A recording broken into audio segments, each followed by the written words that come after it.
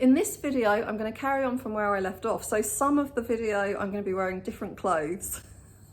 I remember somebody once asked, why do you wear different clothes in the same video? Weird. Something like that. I just kind of, for some reason I imagine they must be really young and that they were used to these really cool channels where people just talk really fast. So is it fair to say that Ms. Heard was saying that Johnny said to her, no one likes you, you're getting fame from me, I'm falling out of love with you, whore. That would have come from Mr. Depp, is that correct? Ms. Heard reported that that's what Mr. Depp said to her at their worst. Yeah. Again, it was just what Amber Heard reported. Did Amber, when Mr.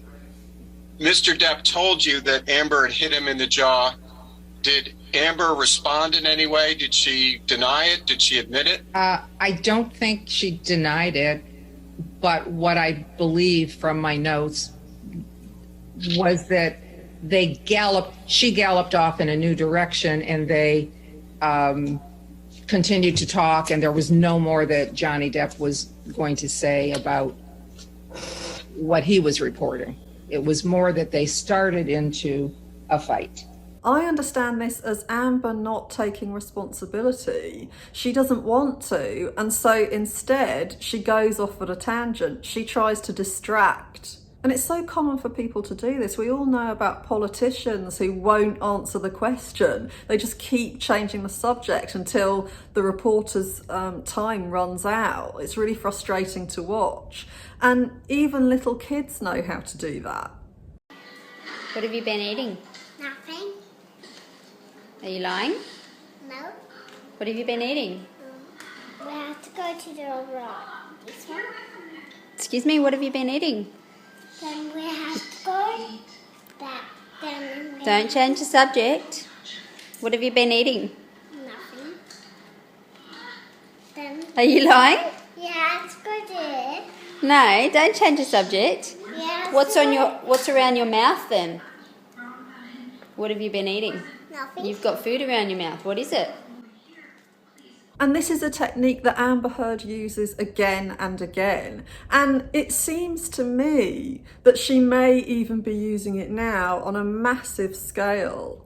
That in order to avoid being responsible for ruining the relationship she had with Johnny Depp, or at least playing a big role in that, she is instead focusing on damaging him, on distracting him and everyone else from the damage she's caused to looking at him as the problem. And they don't communicate. They have terrible skills. This bit made me laugh.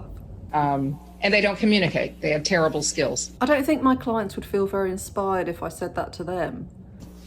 At any point during the first session, did Ms. Heard interrupt Mr. Depp when he was trying to talk? Yes, she talked over him. She had rapid fire talking. Here's an example of the rapid fire the therapist is talking about. Eventually, doesn't matter how friendly it is or how not cool. true. So I have not done this to you. I have not said these things to you. I have not started to fight by saying I'm going to get in another room. And I'm not going to sit here and fight about fucking Toronto anymore. Did she interrupt him during your other sessions that are reflected in Plaintiff's Exhibit 2? Yes, and I pointed out the process to her at some point, and she got it, that no one could actually have a decent dialogue with her if she was rapid firing and talking over and just barraging. It was a process issue. I think this was the idea, that it was another distraction technique. If Johnny was heard, then the spotlight would be on her and she might be held accountable. The therapist talks about a process issue, meaning that it would get in the way of the process of therapy, that she doesn't let Johnny finish. It seems a bit unethical to me that she carried on with this therapy. It seems like it would have been quite evident that it was impossible to make this relationship work, because Amber Heard, it seems to me, has at least one personality disorder, and Johnny Depp was abusing substances, and he was, it seems that he was an alcoholic as well. So that was the worst combination, because he wouldn't have been giving Amber as much focus as somebody who wasn't addicted to something would be able to give in a relationship. And Amber needed all of his attention, because of both the borderline personality disorder, if that's what she really does have. And even if she doesn't, she certainly has enough traits for his focus to be really important to her. And also with the narcissistic traits, again, she would have needed to have been centre stage. So I don't see why the therapist would have carried on trying to make this work. So even if Johnny Depp hadn't been dealing with addiction issues, it still would have been incredibly difficult to have been in a relationship with somebody like Amber Heard. But with those issues included into the mix, I don't see how it would have been possible. Well, I mean, obviously it wasn't possible.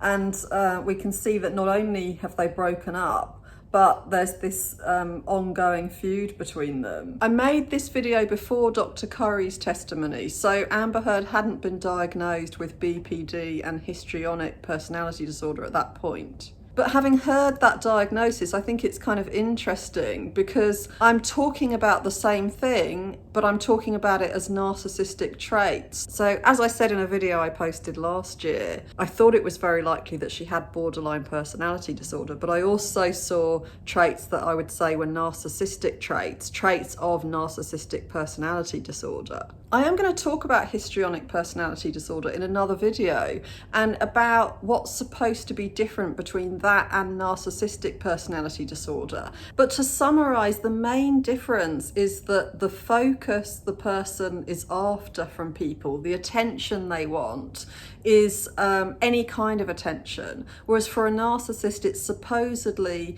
just being looked up to in some way, being admired. And this is quite controversial, and something that I don't myself fully agree with, because it doesn't take into account covert narcissism. You write, doesn't answer directly when he asks her a question. To what were you referring there? Don't have a clue. That speaks for itself though, doesn't it?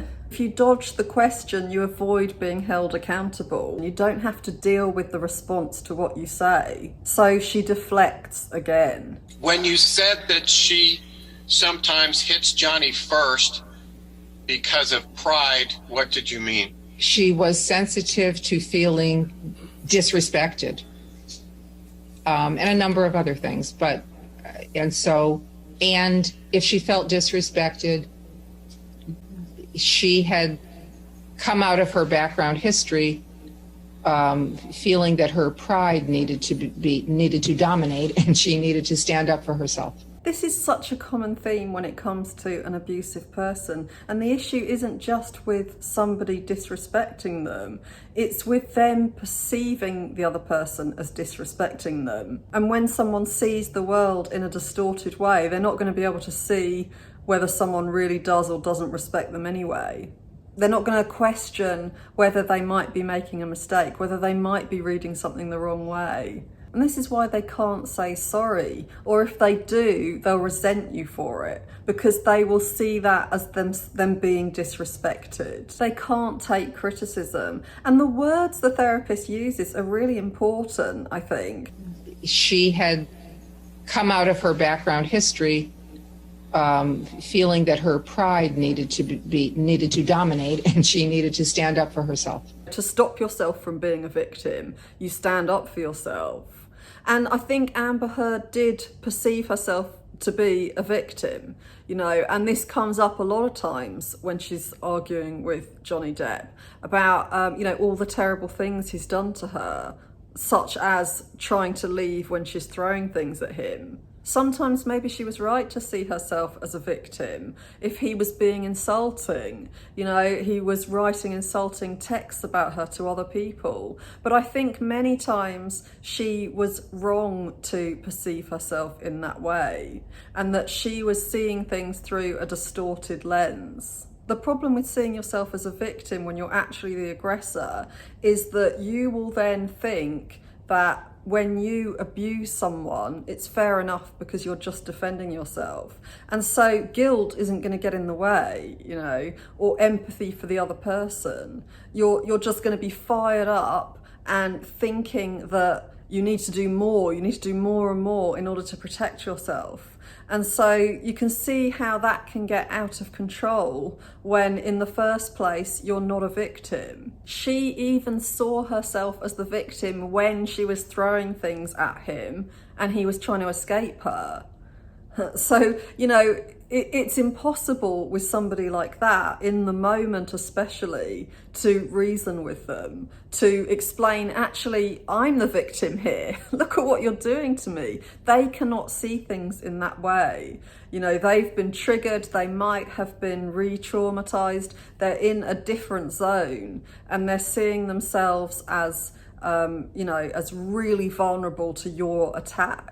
And when you combine that with her need for pride to dictate everything, then, even when she's not in that zone, she's still not going to be able to take responsibility for her actions. She's not going to empathize with Johnny Depp, because she's not going to be able to admit that she's done anything wrong.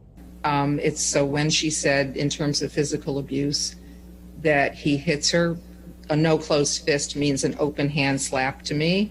And she says that she hits back, and now she starts it and sometimes hits him first because her history is having been violated by her father physically. And just out of pride, a lot of things trigger her. And if she's triggered, she would hit him first. She never wanted to be in that position again. So she's going to be really sensitive to any feeling of powerlessness that might come up. That might take her straight back to when she was being beaten as a powerless child. And so she lashes out, both physically and with her words. As a result, situations that might not make other people feel powerless, if there's if she needs to be vulnerable, if somebody might be telling her she's doing something wrong, as presumably her dad did before he beat her, then that might, for her, feel like a massive threat and make her feel that powerless, scared feeling. And that might then, trigger a lot of rage in her.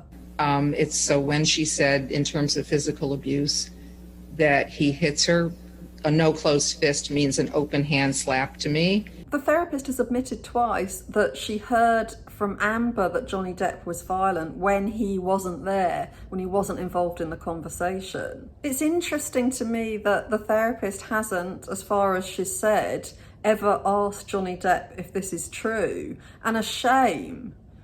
Especially if he hasn't been violent, because that would have been really useful evidence. But it's also interesting to me because it suggests the power Amber Heard had again, that somebody who you would think would be looking for who is responsible in the relationship for different things, really not ready to just take someone's word for it, but looking at the dynamic between the two people, getting both of their views, about both of their experiences of the relationship. You'd think that a marriage therapist would be doing that, and yet she is taken in by Amber Heard. So that could say something about her. It could also say something about Amber Heard's ability to manipulate people.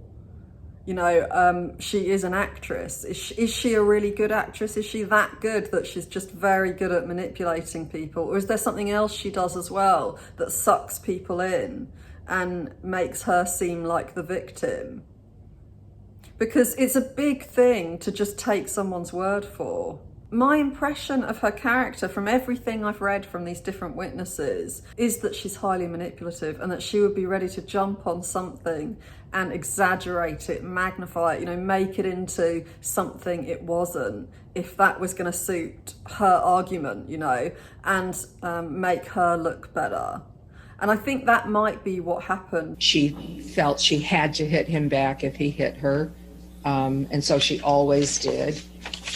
And again, that entry is from a session where Mr. Depp was not physically present, correct? that's right. So she has to hit back if he hits her. That might not sound that big. It might actually sound quite healthy. You know, oh, well, good for her. If she is a woman who's being abused, she will let him have it back. You know, but when you really pick it apart and look at specific examples of when they were fighting, it's not as simple as that. It reminds me of the argument they had when he was in the bathroom, when he'd been escaping her. He said he accidentally brushed the door over her toe as he was trying to shut it to keep her out, to keep himself safe from her, you know, because she'd been throwing things at him.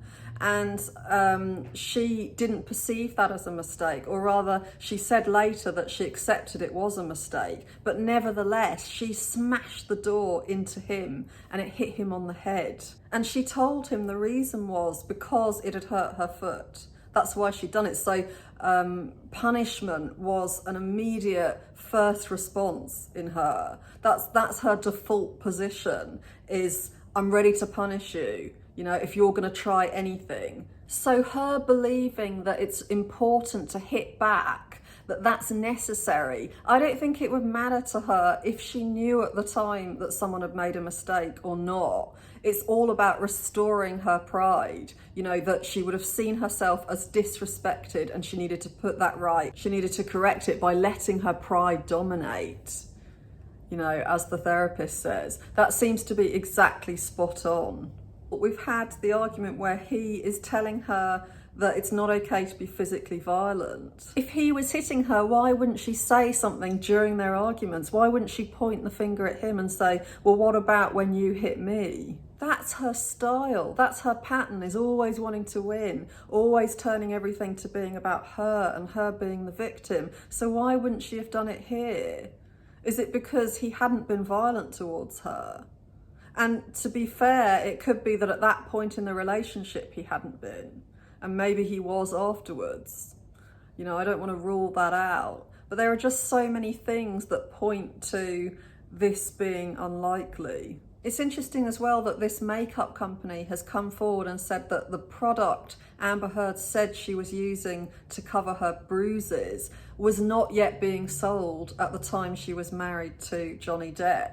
But they didn't actually start selling it until after they'd split up, because it's another thing that puts a question mark over Amber Heard's story. So I'm going to carry on talking about this in the next video, which I'm going to be making tomorrow. So that's going to come out really soon, maybe tomorrow or the next day. So if you haven't subscribed, please subscribe and I'll see you then.